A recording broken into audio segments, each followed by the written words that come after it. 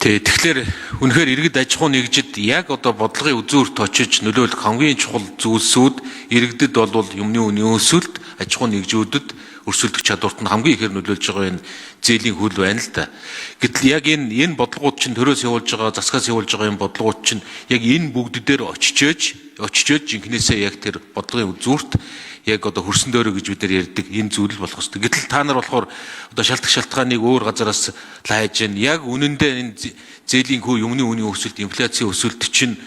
өнгөрсөн 10 жилийн энэ төрийн томролт, төсвийн томролт, төрийн өмчт компаниудын томролт, тусгай зөвшөөрөлтөй аж ахуй нэгжүүдийн эзэрхийллийн олон энэ зүйлүүдээс төрчин томорчхоор иргэд бизнесүүдэд орон зай мөнгө очихгүй л ийм л нөхцөл байдал байгаа. Энэ зүйл дээр бодлогын өөрчлөлтийг хийсэн болвол баг ингээд аяндаа юм чи ингээд цэгцрээд